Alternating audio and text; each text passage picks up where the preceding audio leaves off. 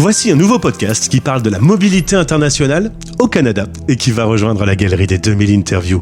Disponible sur françaisdanslemonde.fr. Je suis Gauthier Seyss et j'ai le plaisir de passer 10 minutes avec Marion Pudelot, direction le Canada. 10 minutes. Le podcast des Français dans le monde. françaisdanslemonde.fr. Bon Marion, on est d'accord, je dois dérouler le tapis rouge pour ton arrivée sur la radio des Français dans le monde. On va dire ça. Alors de mémoire, tu es la seule personne que je connaisse qui ait monté les marches de Cannes. Tu y étais il y a quelques jours parce que tu as travaillé dans le cinéma, on va en parler, et que tu travailles avec des producteurs de Toronto, ce qui t'a amené à monter cette red carpet, comme on dit. Ça fait quelque chose. C'est quelque chose quand même, franchement, entre toi et moi. Bon, c'est une expérience assez magique, mais est-ce que j'ai le droit de... J'ai un peu honte de dire ça, mais disons que bon, c'est pas la première fois. J'ai déjà eu l'expérience de les monter. Excusez-moi, Marion. Nous n'avons pas les mêmes valeurs. Non, c'est horrible de dire ça. Non, évidemment, c'est toujours impressionnant. Après, ce qui est marrant, le plus drôle, en fait, moi, qui m'a toujours frappé quand je les monte. On croirait que je les monte tous les ans. Mais quand je les ai montés, ce qui me frappe, c'est toujours le fait que le tapis rouge est beaucoup moins grand qu'on a l'impression, en fait, quand on regarde à la télé. La magie de la télé, là. C'est pareil pour tous les animateurs. Quand on les voit en vrai, on se dit, mais de Chavannes, il est minuscule. Oui, mais du coup, il faut savourer le moment, les quelques secondes où ça arrive, voilà. Eh bien, en tout cas, tu vas simplement passer maintenant 10 minutes sur la première radio des Français dans le monde, dans le cadre du partenariat avec Expat Pro. Je suis content de faire ta connaissance. Marion, ton guide IMO, tu es facilitatrice d'affaires en immobilier intercontinental. Alors, ça vaut un autre tapis rouge, tellement le titre est incroyable. On commence par le début, on raconte ton histoire si tu veux bien ? Allez, allons-y. Tu es originaire de Paris, tu fais tes études entre Paris et Rouen, des études de commerce. Et en effet, au début, tu vas plutôt travailler dans le domaine du cinéma, 4 ans chez Allociné. Le cinéma, c'est quelque chose qui t'a passionné très jeune. Toujours.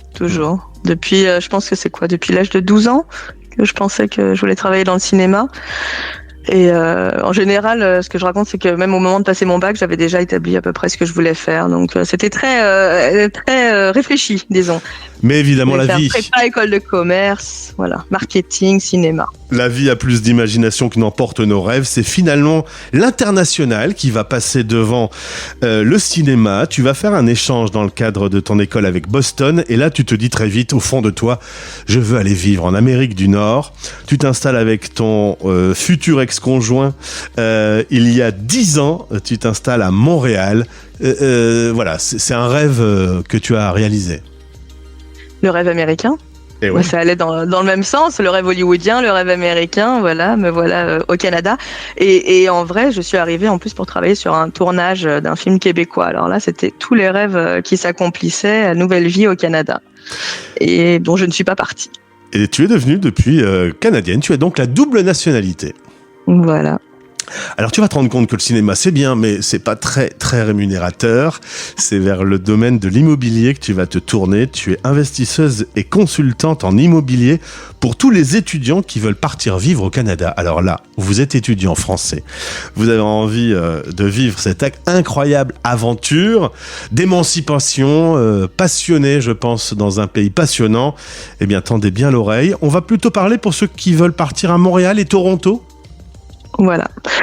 Principalement parce que le Canada étant quand même très vaste, je ne peux pas me démultiplier autant que je voudrais. Les distances sont quand même assez importantes d'une ville à l'autre. Alors, comme je vis entre Montréal et Toronto principalement, quand je suis pas en France, pour rencontrer mes clients français, bon, et dire bonjour à la famille en passant, je me focalise sur Montréal et Toronto.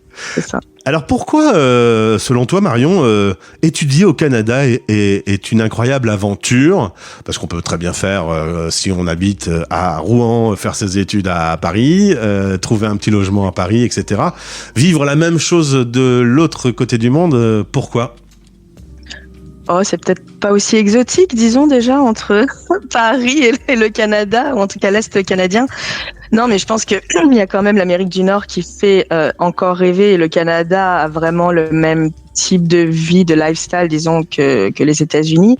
Le Canada, c'est très lié à la France, notamment le Québec, donc notamment Montréal. Il y a beaucoup d'accords avec les Français, donc ça facilite beaucoup de choses, notamment en termes d'immigration ou de frais de scolarité, et donc de partir s'expatrier pour faire ses études à Montréal ou au Québec.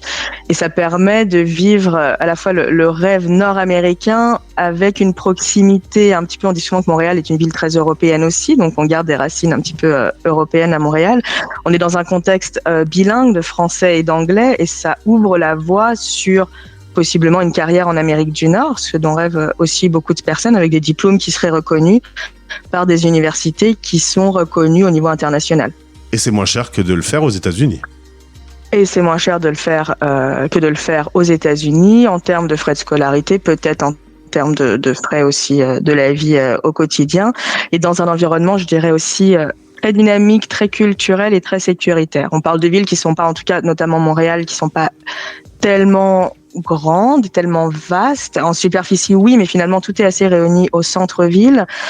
Et je connais pas un étudiant qui n'a pas aimé faire ses études et évoluer à Montréal, typiquement, parce que c'est très vivant, ça permet de rencontrer une multitude de personnes avec différents backgrounds, qui viennent de différents territoires, de pratiquer son anglais, son français, d'autres langues. Et tout ça en Amérique du Nord, et tout ça en sécurité. Voilà. Bah, ce sont que des avantages d'après moi. De bonnes raisons. Donne-moi quelques noms d'universités de renom qu'on retrouve notamment à Montréal. Alors, notamment McGill, l'université McGill, l'université Concordia, ça c'est des universités anglophones. On a aussi une antenne de HEC Montréal, Polytechnique, l'université de Montréal, l'université du Québec à Montréal, donc l'UDEM ou l'UQAM. Ça va être les principales universités voilà, qui sont présentes, en tout cas pour lesquelles on part étudier au Canada, à Montréal. Alors, Marion, il y a des avantages, il y a donc quelques inconvénients. Tu vas m'en trouver quelques-uns. Principalement un. Notamment, je m'adresse aux parents qui vont nous écouter, mais oui, la distance est importante. Et oui, entre le décalage horaire et la distance, ça ne facilite pas toujours les choses pour rendre visite à ses enfants quand ils sont expatriés. Ah, c'est vrai que le décalage horaire, il faut s'y habituer. Hein. Moi, c'est fin de journée pour moi au moment où on enregistre. Toi, c'est début de journée. 6000 km entre Paris et Toronto, 7500 avec Montréal. Un aller-retour qui coûte en moyenne 800 €, sauf dans des périodes sensibles comme Noël où les prix vont grimper. Voilà, ça c'est un truc. Et puis on a vécu par exemple une pandémie. Si on veut rentrer, c'est pas si simple. On sait qu'il y a ce décalage. Ça va être forcément des frais aussi, hein, mais ça, comme toute expatriation, j'aurais envie de dire, dès qu'on part d'une vie familiale pour aller étudier ailleurs, là il va falloir compter effectivement les frais en plus des voyages, etc. C'est sûr. C'est une organisation. Alors les écoles accompagne beaucoup les étudiants immigrants. Par contre, sur la partie immobilière, non. C'est pour ça que tu as lancé, Marion, ton guide IMO. Là, il faut qu'ils se débrouillent un petit peu. Autant tout piloter depuis la France, avec toi sur place, tout organiser, voire même signer un compromis depuis la France. Alors, compromis, là, on parlerait plus d'achat et vente. On va s'en éviter au bail pour la location de logement. J'ai fait une erreur. On peut pas faire d'erreur avec Marion. On se trompe d'un mot, on redescend les marches. Je préfère juste être claire parce que chaque mot peut avoir son importance dans le domaine de l'immobilier. Je suis désolée, mais je ne voudrais pas induire en erreur les auditeurs. Non, je dis ça simplement parce qu'il y a une législation depuis 2023 où les étrangers n'ont pas le droit, hormis certaines exceptions, d'investir en immobilier, d'acheter de l'immobilier au Canada. D'accord. Donc que les personnes n'aillent pas s'imaginer qu'elles peuvent acheter l'appartement, même si c'était à la base le but de mon entreprise. Donc maintenant, on va parler plutôt de location, simplement d'appartement.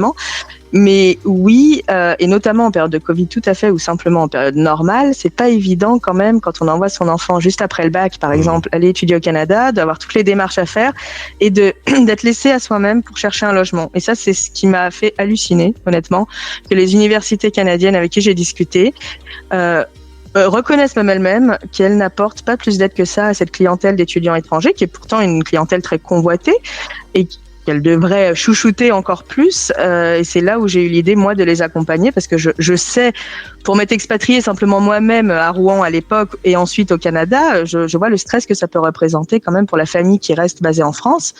Alors, parmi toutes les autres démarches à faire, la recherche d'un logement, quand on connaît pas le pays, on connaît pas les règles locales, on connaît pas le marché immobilier, on connaît pas le vocabulaire, ça peut être vraiment stressant, on peut se perdre rapidement et ça demande tellement de temps. Alors évidemment, l'inflation existe au Canada comme elle existe en France et partout dans le monde en ce moment. On va prendre un exemple, une chambre fermée, un salon, une cuisine américaine, comme on dit, bref, l'équivalent d'un 2 pièces, qui s'appelle un 3,5 au Canada. Je ne sais pas pourquoi. Valeur moyenne $1,300, ça fait 876 €. On est donc à peu près dans la situation d'un étudiant qui voudrait trouver un logement à Paris, sauf que ce sera un peu plus grand peut-être. Alors en termes de surface, on va être, je pense, pas mal plus avantagé quand même au Canada, puisque d'une façon générale, tous les logements sont quand même plus grands en termes de superficie. Donc pour ce prix-là, on va être facilement autour de entre 300 et 500 pieds carrés, disons. Donc, on va être entre un 30 et 50 mètres carrés, possiblement. Sachant que là, c'est un prix, on va dire, moyen qui existe en ce moment sur le marché immobilier de Montréal. Évidemment, on peut trouver un peu moins cher et on peut trouver aussi beaucoup plus cher. Une chose à noter, c'est qu'aussi, une spécificité, j'ai envie de dire, du Canada et notamment de grandes villes comme Montréal et Toronto, c'est aussi de proposer des condos, des appartements dans des tours à condos qui vont aussi proposer des infrastructures comme la piscine, la salle de sport, etc. Donc, si on a un certain budget, on peut aussi se trouver avec un bon petit appartement qui nous permet d'accéder au sauna, salle de sport et la piscine en plus. Donc, évidemment, il y en a pour tous les budgets, mais oui, on peut partir sur cette idée-là pour une chambre fermée.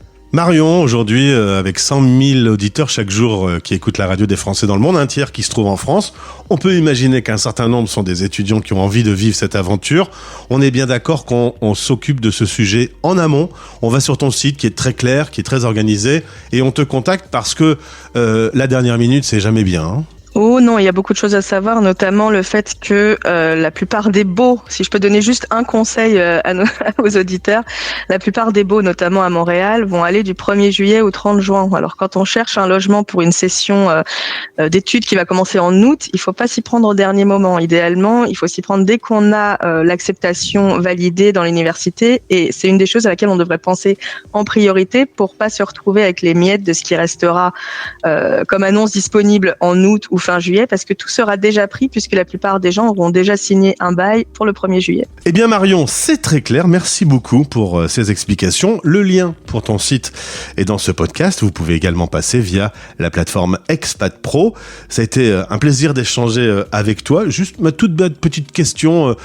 Entre Montréal au début et Toronto aujourd'hui, qu'est-ce qui a fait que tu as changé de ville ? Alors personnellement, je me suis mieux sentie à Toronto. Je sais que c'est très étrange en tant que Française, mais en fait, au contraire, Montréal était devenu trop français pour moi.